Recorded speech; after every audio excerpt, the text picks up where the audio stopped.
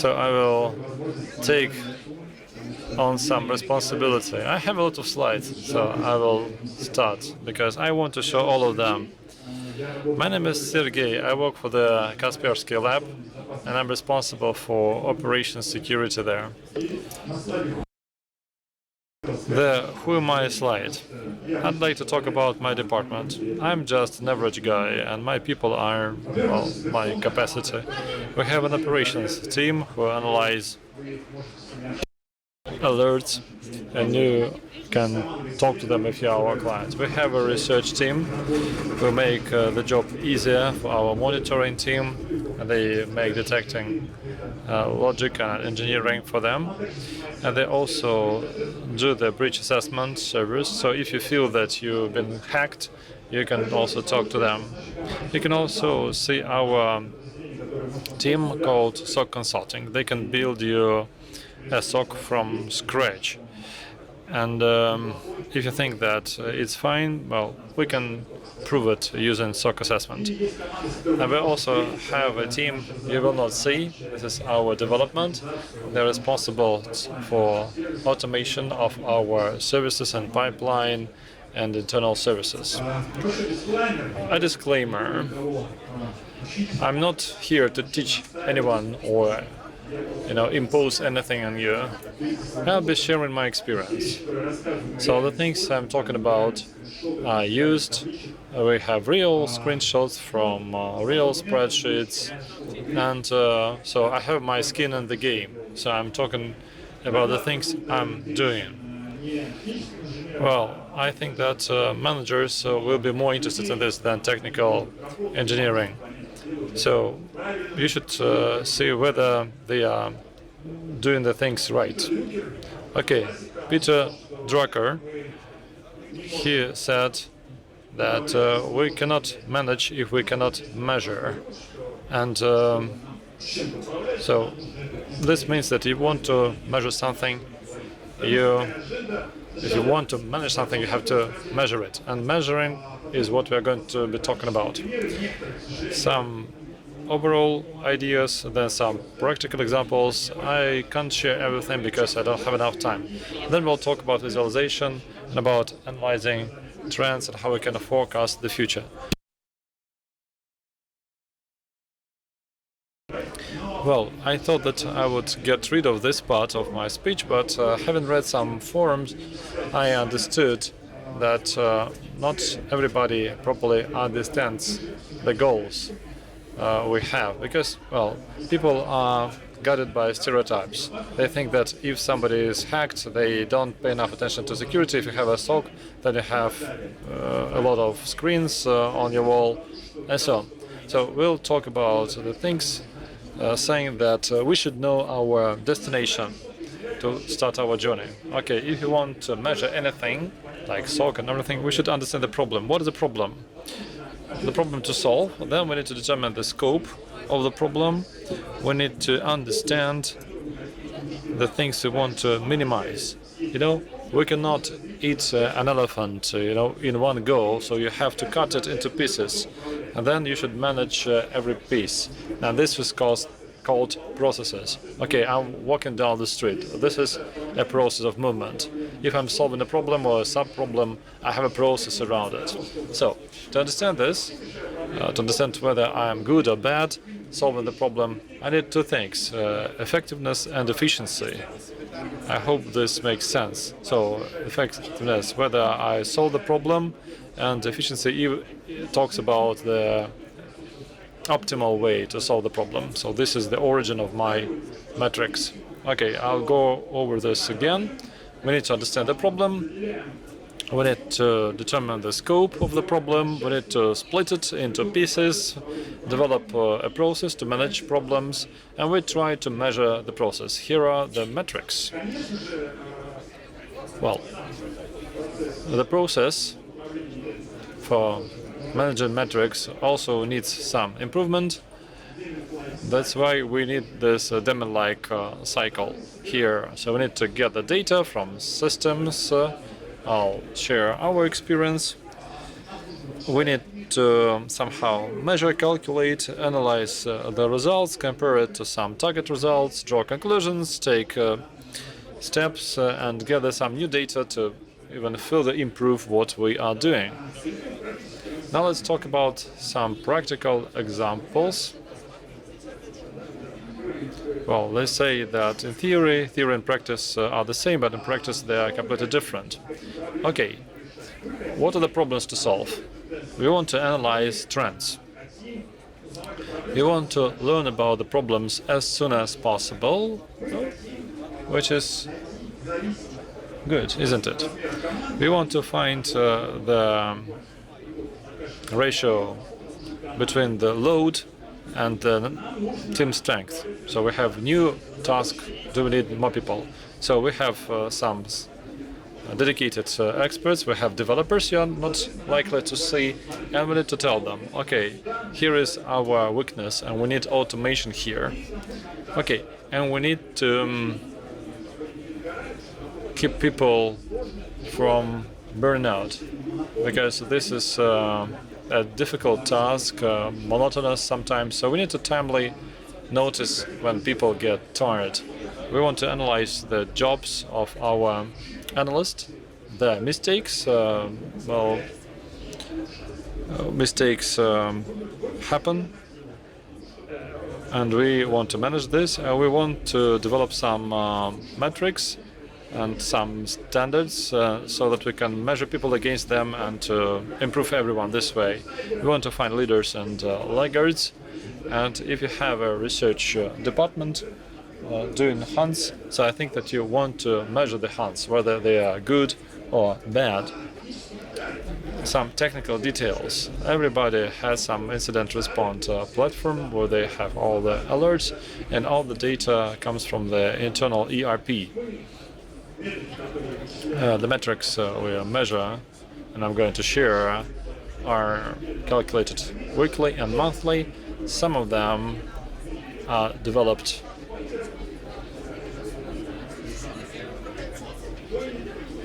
following the Python rules. So sometimes we have graphene, and sometimes we have some other ways. All the results are public. All our SOC analysts know the metrics, how they're measured, and the conclusions we draw. And the last item is really important. So this F word, well, you know, we don't have the processes, we just develop from scratch. So we develop this based on our failures. Okay, we are ready for failures, for black swans. We decompose them into action points, we learn based on them, and they find their way to our internal procedures. You know that the traffic rules, they are kind of written in blood, as we say.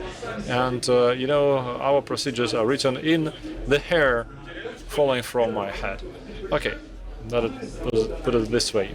The first thing, how to analyze the performance of analysts. The goals we have. Okay, we describe incidents, and we want these cars to have the information the customer needs. It should be properly documented, the information should be full, without any contradictions, and shouldn't be mistaken. We want to reduce the number of mistakes made by analysts, and we want, we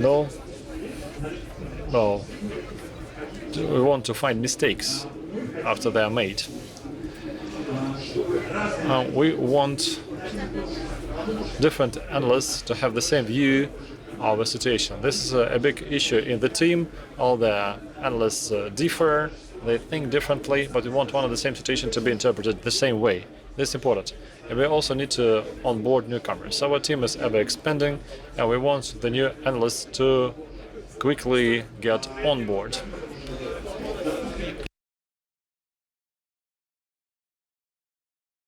So we want to deal with false negatives. So what are we based on? So we have this detecting logic. So we believe that it works properly, and we want to find the mistakes of analysts. Okay, this is the problem to solve. So the attacks work properly, but analysts have ignored this. We want to solve the problem. How can we do it? We want to double check it selectively. How do we do it? Who is going to do it? All the analysts. This is the way to solve the problem. And if you want to find errors in the documented incidents, so we take the reported cases, then we'll have the selective recheck, but this will be done by the second line, virtual second line. This is a funny looking phrase, so we don't have any lines in SOC. We have the operations team, and this operations team has some schedule, and some experienced analysts can have the second line, so functions performed. So everybody have Java, so everything there is virtual. So in our case, the second line pops up when you need to escalate.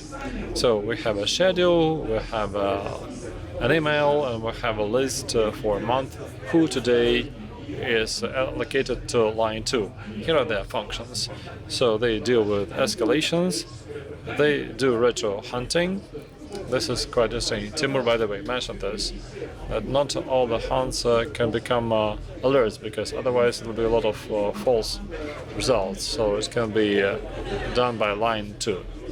So in the reports, you keep them. So we have this not completely alerts database, and you can deal with it manually, customer by customer, and you can do filtering and to filter false positives. And if we are overwhelmed, then we can bring them back to the operations line. So they're analysts, like us. Okay, how can we do it, organizationally speaking? Okay, we collect our metrics weekly. We have an international team. That's why we have stand-ups in Russian and English.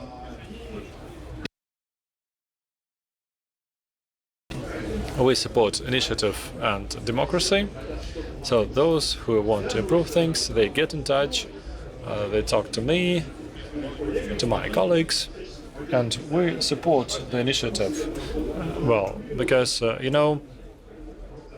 we have worked for a long time, and we can lose focus, so that's why we really hear our colleagues. Okay, we know what we don't know, so we miss things, and we want to somehow manage this.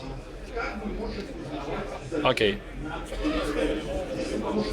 where should we recheck?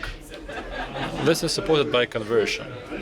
It shows how many alerts an analyst has been converted into the reported incidents. Okay, here are some examples. K, the number of alerts. M is the number of reported alerts. And N is the conversion, so the ratio. Okay, so what can we see here? The conversion is too high. So we have the average, about 12%. So we say plus minus 50%. So the range is from 6% to 19% or 18%. So somebody reports, say, conversion of 21%. So it means that he reports some false positives. So we need to sort it out. Okay, we want to have very low conversion, and this guy is missing something, because he reports only 4%, and some say 2% conversion with the same volume. Well, you cannot have only a false positive by chance, right? So this guy has to be rechecked. Okay, and 19%, for instance, they have a small sample. For K is a small. Yeah, so he is a newcomer, so he's being mentored. He only has 19 incidents, or how many? 68 alerts in a week. So this is a learning sample. Okay, how can we do it technically?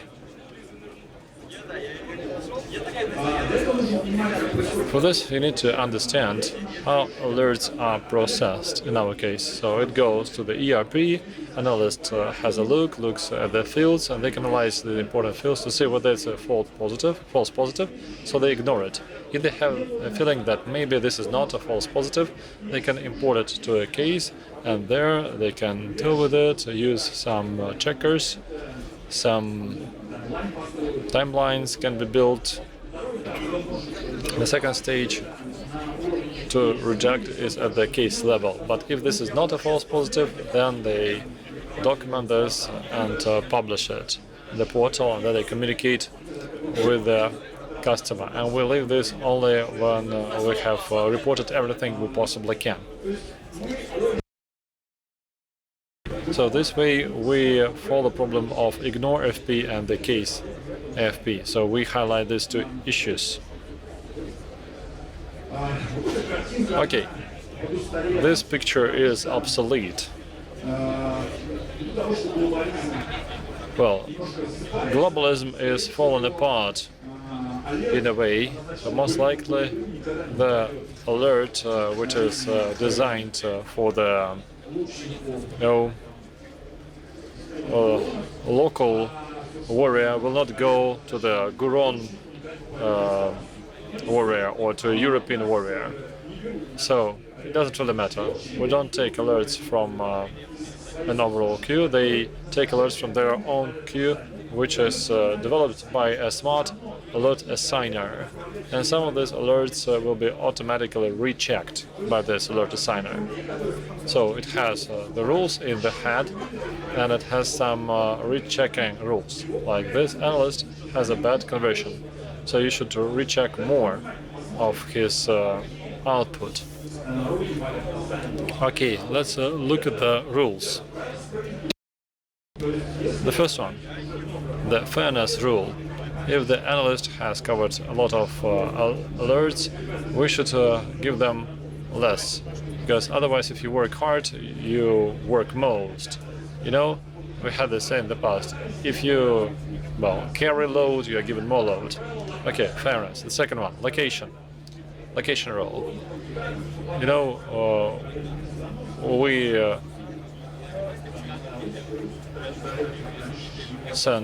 don't send Russian alerts to our non-Russian speaking colleagues because they will not understand anything, and otherwise. Then priorities rule. Whom shall we recheck more? Okay.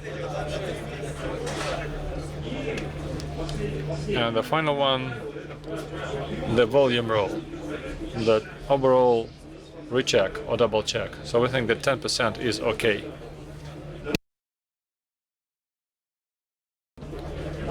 How do we deal with errors in incident cards? This is quite straightforward. Our experience comes from our mistakes, so our failure management. So we have this internal instruction, the difference between mistakes. So there are errors of low priority when the incident was properly understood, the information in telemetry was found and reported, but we have some issues with documented this, maybe grammar, maybe he's Portuguese and he tried to fill this in English. And the second is the medium error, when the incident is not completely investigated. The alert is fixed, but some events are not found, the timeline is not properly built, so the customer didn't receive all the information. And there are some errors which are called important errors, where the incident is not properly understood. Unfortunately, this happens. Okay, people misinterpret events and they report them differently, not the way they should be reported. Okay, how do we document this? We have the same metrics. Okay, the W column shows the number of incidents reported by an analyst a week, and so this other columns like high errors, aka low errors, and medium errors, and how many were rechecked or double checked. So these lines represent analysts. You can see the recheck rate. So we understand that 50% plus is fine, but this is a bad result. Sometimes, we can recheck up to 98% because we don't have so many published incidents. We don't publish any antivirus detect or something. For every analyst, we have the number of mistakes. You can have a look at the overall, the error rate, and these error rates, they can be included into the KPIs of analysts, so they'll try to avoid errors. Let's proceed, shall we?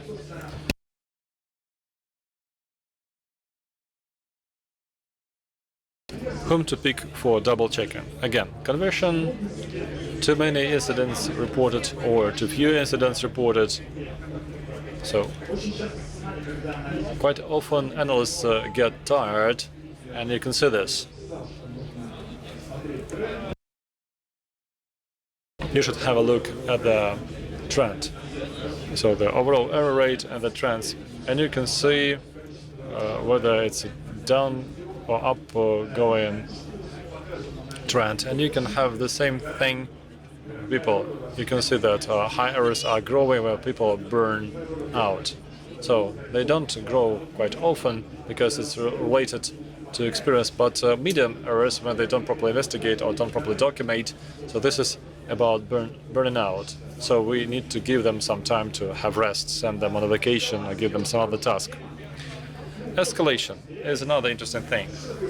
What is it? Escalation. Okay, when an analyst receives an alert and sends it to another analyst. Well, this is not very nice, but this happens quite often, and this can be easily done. When an analyst receives an alert, they fill in the owner field, and when it's documented, they fill in the updater. So the final updater on the alert is the one who completed dealing with it. So you compare the owner and updater fields, and you can see whether it was escalated or not.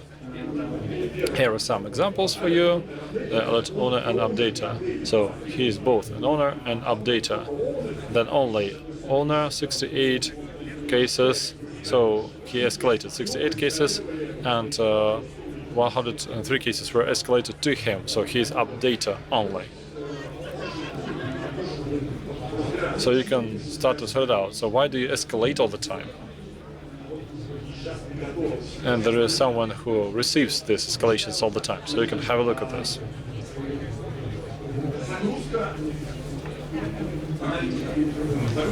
Okay, the workload on analysts.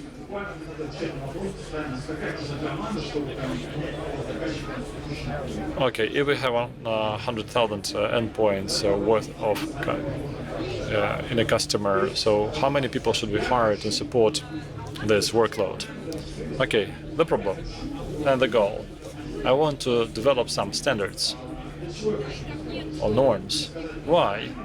To predict burnout and to see the ratio, the strength of a team and the volume of work. And I also want to understand the broadband of my team. Well, I can assess the broadband of my team at various stages, and I can find ways for automation or areas for automation. So fill in the incident card by hand. So this is labor intensive. So you can develop the timeline in a semi-automated way. Well, at least in English, you can have a description. Well, in Russian, it's a little bit more difficult for conjugations and other grammar-related reasons. Okay, here are some important columns. Alert updater all. It shows all the alerts the analyst has touched. Okay, then we can have a look at the number of alerts an hour the analyst receives. Okay, how does it work? So an analyst goes to the office, goes to the ERP, clicks start, and some alerts come. Then he puts it on hold and not receiving any alerts. And if so, they want to game the system, so you can see the performance rate, so to say.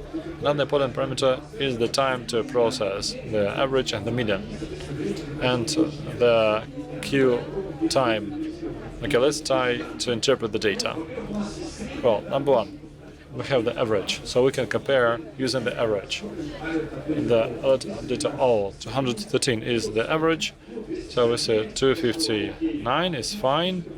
Okay, maybe this is average. Now we have a guy who processed in a week about 40% more than the average, and this is his standard performance. I'm afraid that he can or she can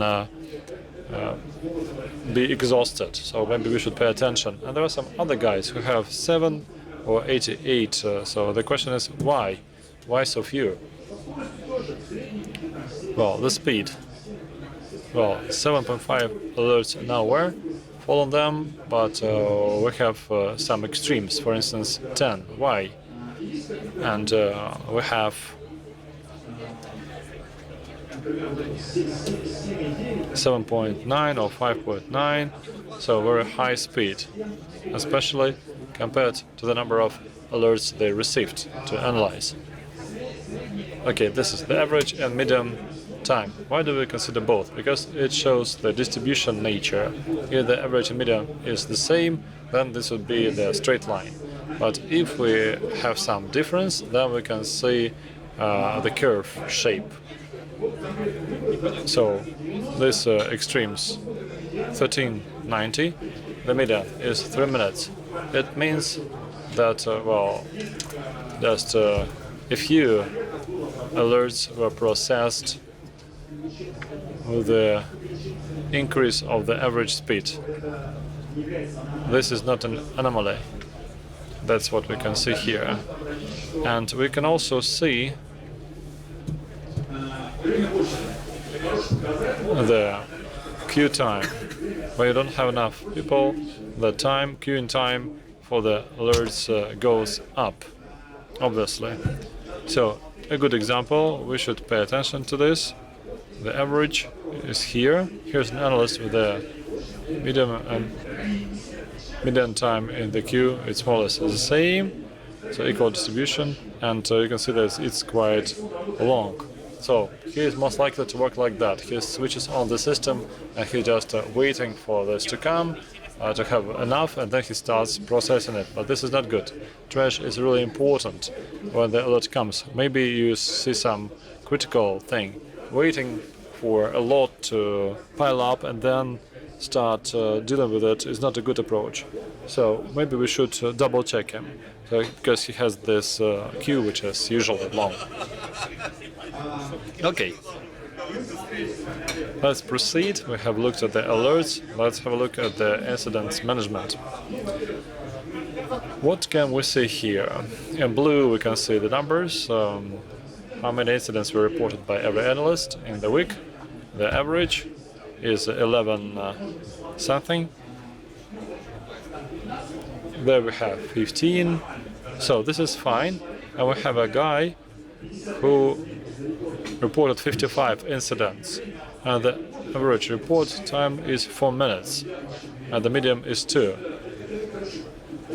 So this is something for automation. He's like a biorobot doing something in 2 minutes. So we should have a look at this, what was reported there. Maybe we should automate this. Well, in case this is like that. And we have some guy who changes the time. The mean time 492 minutes and the median time is 6. So he just forgot about a couple of incidents. And that's exactly what happened. So we should just look why he forgot them and what he forgot. There are some cases which are even worse, 192 and 137. The mean and median time, so they are short, so maybe this should be automated. Okay, what kind of incidents did he have? Why is he so quick? Or maybe he has automated these things in the browser, so we should be brought to the infrastructure. And we have a guy who has 68,000 minutes, so they are the well-forgotten incidents. He's just like that. One, so the mean time and median time, they're exactly the same. So this must have been one incident, the one thing in blue. So it means that there was only one incident that he forgot 68 minutes. This way, actually, we can find some problems, some troubles, and then do something with them. Team capacity management. That's a very simple table. What is there? We have certain roles. For every month we have a role of people who are working in different roles in different capacities. We're following some special instructions. There are some metrics which we have looked in the statistics, and the person in the first line in operations, actually he's been used 90% of his time. The second person actually is used 40% in the operations, and he's not working 24/7, but only 75%. Because he has to take a smoke, he's a human being, and if you read Dao Toyota's book, you will see that actually no one works 6 hours, more than 6 hours out of 8 hours, because we're all human beings, and so we see how many hours there are available per month. And if we add these hours, we will understand our team capacity in hours. How many man hours we have to process information. We have another brilliant metrics, the number of alerts per hour. It is derived from the metrics. We can actually count how much of that we have, and also we have a monthly statistics as how many alerts we get from one computer, from one endpoint, and we count that continuously. I will show you the trends. We have to get less false alarms from the computer. This is one of the aims. If we multiply S by N, we will get the number of alerts that we can process using that team. And if we divide that by the number of alerts from the computer, we will understand actually how many machines, how many computers we can process with that team. It looks gobbledygookish, but in essence, this works. So we now learn how to turn people into computers and computers into people, and this is how we do the monitoring. Another brilliant topic, availability of analysts. As I said, an analyst, when he comes to ERP, he would say, I'm available. And smart, rule-based robot would render alerts for analysis. Availability is counted several ways. We can actually split each hour into 10-15 minutes interval. If there is an assigned alert there, so it means that outside that analyst is available. So now we see actually who is available within a given period of time. There is a more sophisticated method that really several alerts can be assigned to one analyst. We do not welcome that because statistics would go wrong. But nevertheless, this is quite practical. And we use both methods. E column and F column actually stand for the method 1 and method 2.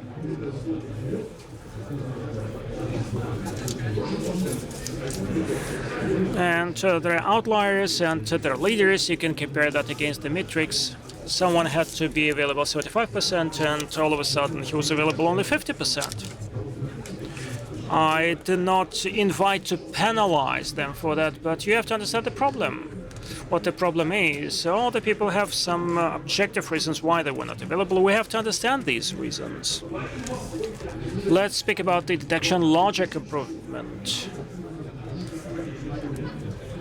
And we are running out of time, by the way. Well, this slide is called conversion and contribution, but we have to look at misses as well. And your rate teaming and pin testing will show to you the misses. And practical testing probably is the best way you can analyze the misses. For instance, if you were part of some testing, I don't think that any of you took part in that.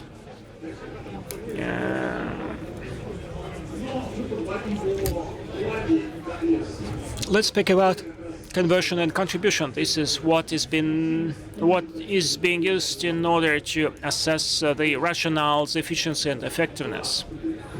Contribution. That's the ratio of true positive alerts for this particular rule to the total number of true positive alerts. So meaning how you can catch this fish with that worm. We have flies, we have breadcrumbs, and we have worms. And we see actually what the fish is eating better. And conversion is the ratio of true positive alerts from a particular detection rule to the total number of alerts triggered by the particular rule. So let's have a look at what we can make out of that. In our daily metrics, we can find the candidates for that could be improved. That's a cross-section of the last week's figures, some hunts that generated 299 were 370 cases, and there were 0 reports. Do we have to do filtering globally, or we have to filter that for some particular user?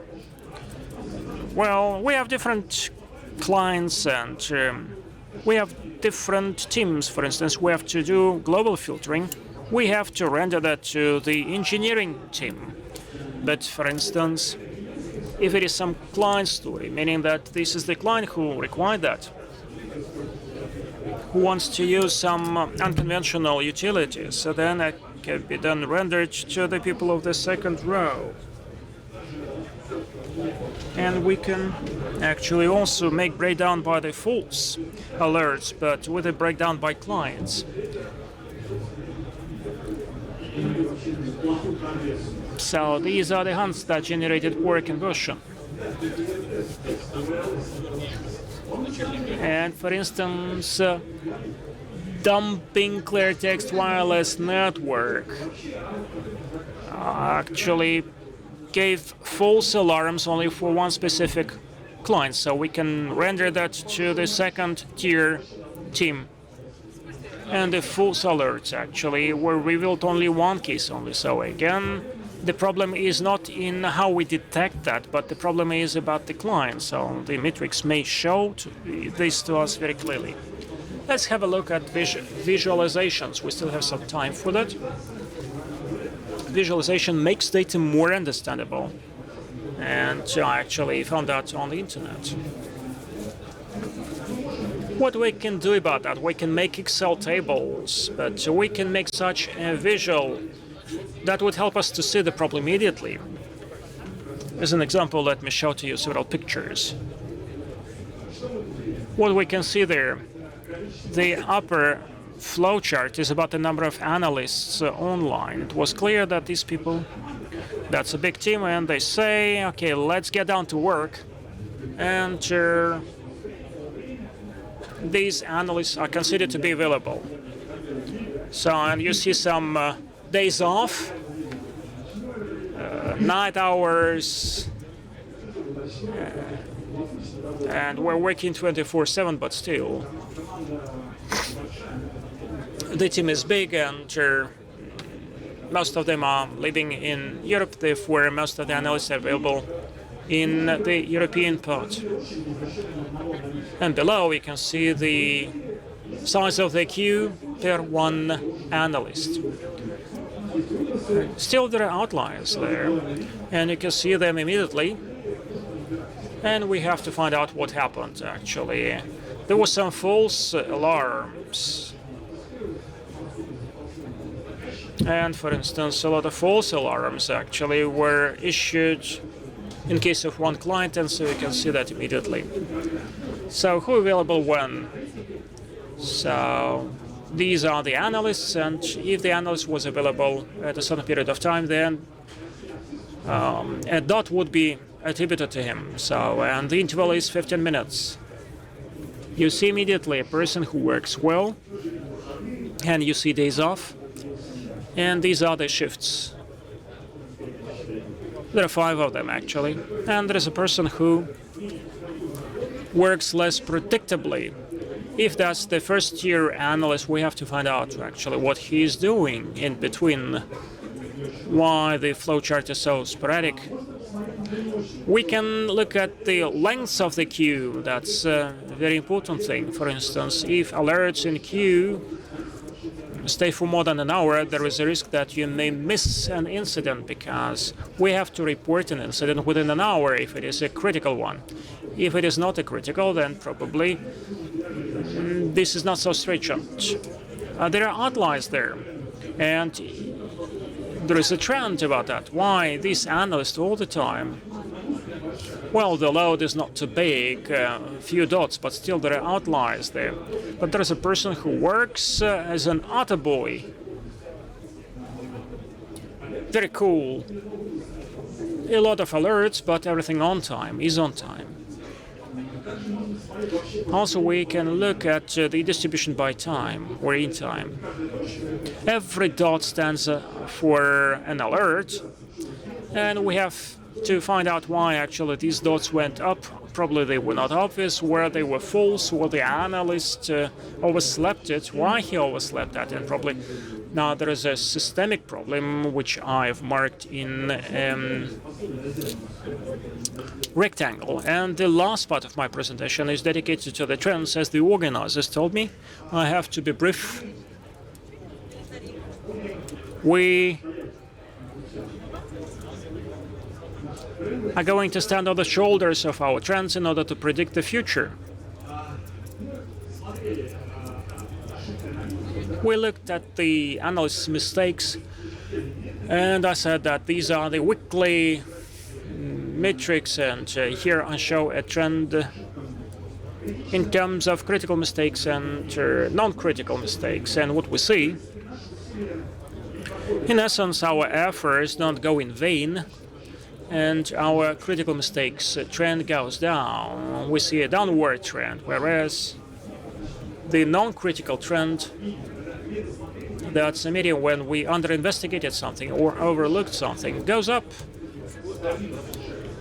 There is an upward tendency. So what conclusion we can make out of that? I can make a conclusion that it's very difficult to investigate into something that we have to automate a timeline. We have to make sure that the analyst would find the events faster and without mistakes. That's a reason for automation. To automate the search process. Time in queue.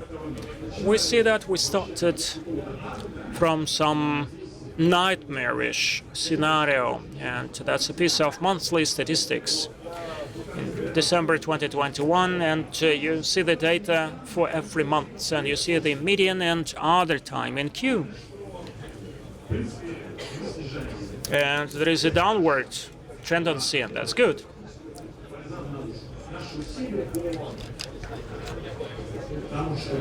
And that's very flattering, so that's great that people are not keeping the alerts in the queue, and our team grew, and therefore we see very good results.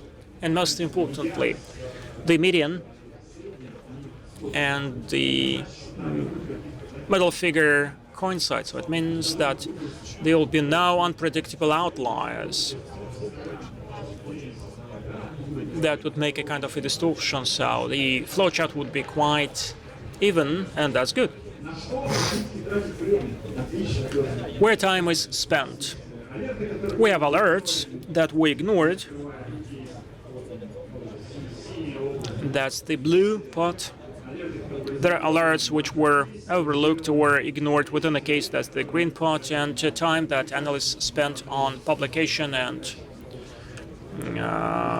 executing the alarms. And we see actually where we can optimize some time. This part. This is a non-productive time. That's the reason for automation. And again, in order to find the incidents, interconnected incidences, in order to enrich the data, we can use automation again. Time to process. Again, we can look at the distribution of time spent on the red line, the red curve. This is about the incidences and alarms published. The green line, these are the incidences which were actually investigated into but not published, and the blue line stands for the alerts. Well, there is some growth there, but frankly speaking, there were some difficulties with the time, with the team. Actually, we were short of people, and then it equalized. We hired more people and improved the situation. So that's the time to process. Here we see the upward tendency. Probably that's good that we are providing the customer with more information, but again, the analysis of that situation shows that the problem remains the same. You have to build timeline faster, generate description, not manually, but an automated way. And again, this is what we're working on. Alerts from endpoint, that's my favorite matrix. How strange it may sound, but it lies in the responsibility domain of my team. So we see how many alerts we get from one endpoint. And we see quite good full. And we keep track to make sure that there are no misses. We try to make sure that there are no false alerts, and this confirms the fact that we are doing an effective work, an efficient work.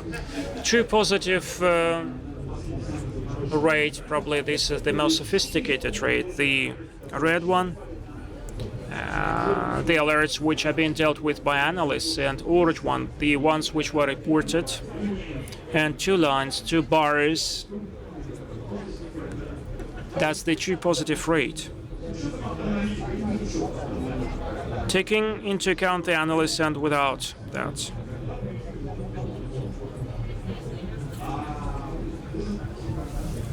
With no analytics. Again, that's the green flowchart, which shows that true analytics contributes very positively, and the true positive rate goes up.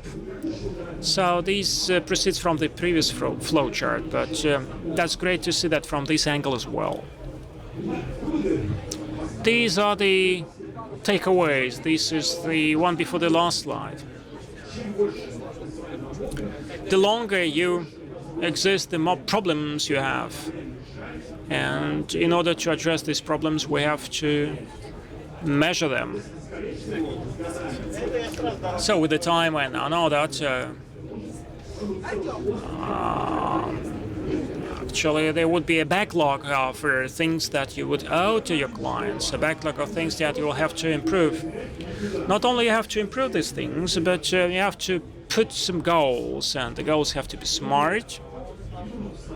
And you have to actually check that against your goals. Your KPIs have to continuously go up. You have to have an action plan, so you just measure that and downplay that. No, this doesn't work. You have to take some to do some job.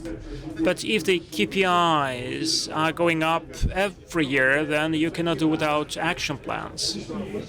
Nothing lasts forever. You have to have some process to manage the metrics, and your misses and no outliers have to be measured, and the processes have to be controlled to make sure that they are still effective. Visualization will help you to understand data. I skipped the slide with the flowcharts, but in order to understand how much less time you are using to process the data, and that would be quite useful. There would be even distribution, or probably next to some figure there would be a splash. So the median figure doesn't speak about anything.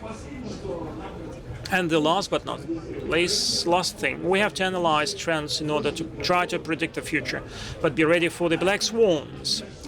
I'm done with my presentation, but that's the last slide, and it might contain some useful materials. Data analysis is available from Coursera. Champion for actually analyzing the data. So let us be like just liquid generators and regenerate fast. So you can take a picture of the QR code, and you can see that on my back as well, and you can answer certain questions, play a quiz, and I'll be ready to take your questions. Thank you so much. And I've not come empty-handed, apart from t-shirts. I can wear the best question with such a thermal cup and such an ordinary cup, a mug. Thank you so much for your presentation. Can you speak louder?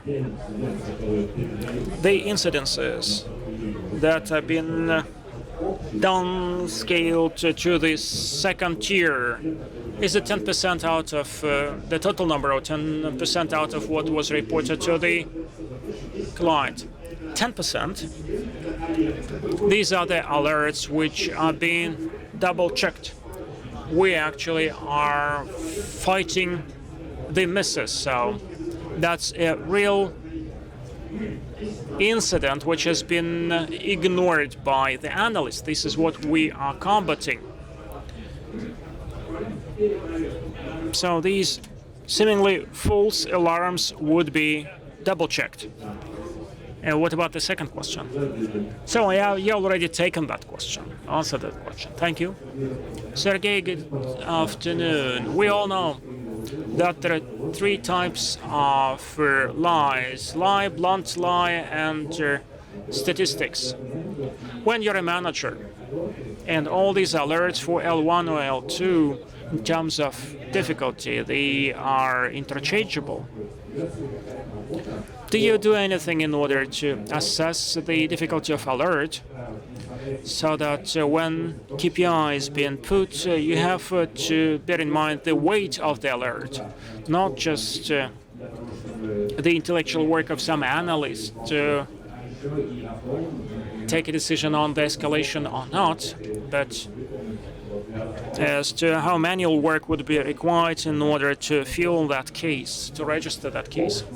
Well, for instance, there are cases that, for instance, it is false, but it would take 2 times more time in order to register that somehow. Well, that's a very good question, and this is how you make claim and thermos. In terms of an alert, that's very difficult to assess the difficulty.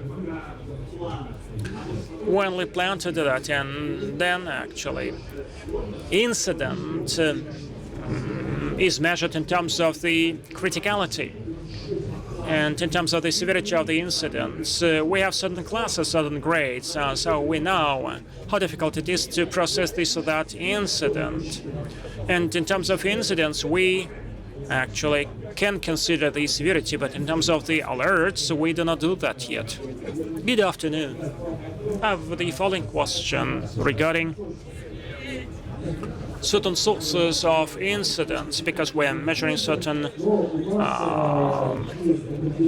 measures using pinpoints, but there are certain endpoints that we cannot ignore, but at the same time, they would generate a lot of events. For instance, some balancing and things, etc. Suppose we have certain customer and we do monitoring, and we would get a lot of cases that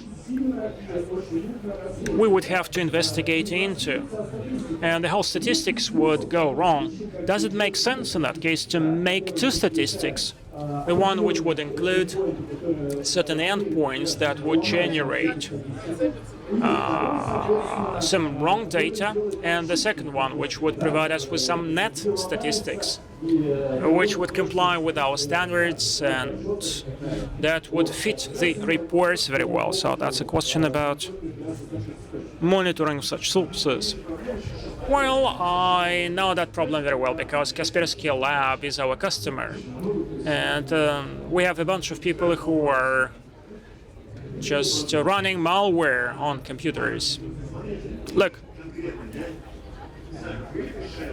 I'm not sure about you, but we are not excluding anything. So we would adapt the rules using for a certain infrastructure. So this person, that folder, would run malware, and so here we put a filter. We look at what gives a false alarm and try to adjust that. So we try not to exclude the rules for anyone, because actually otherwise we would miss something. Filter management would require extra lecture. Once you have a lot of detecting rules and you have several filters for the customers, that would create a lot of chaos. But answering your question, we are adapting the logics for some specific client. So for instance, as I've shown on the slide, well, the system gives a lot of false alarms in case of one customer, because he likes actually to use PowerShell, and there are a lot of telemetry fields, and therefore actually we can make some niche rule. Back to the question of endpoints, that's a case of not one specific customer, but a source from one specific customer, and we would install some individual filter. Thank you so much. And the last question. Thank you so much for the report.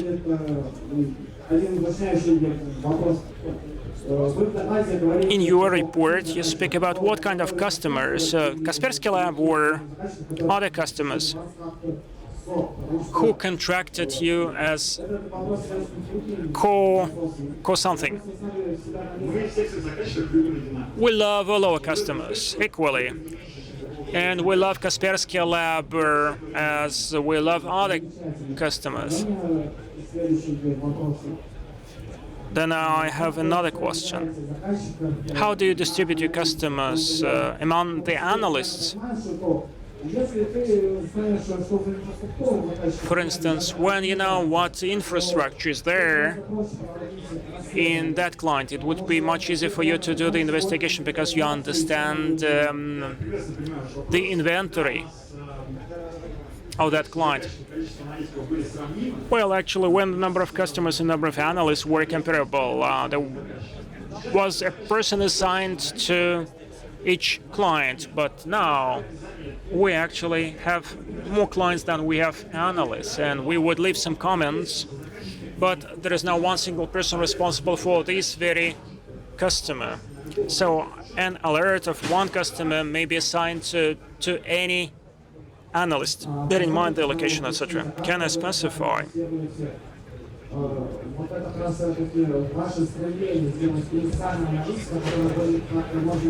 But for instance, what about your aspiration to create a universal analyst, how you transfer knowledge? Well, quick answer is about we have a CRM, client management system with a license, etc.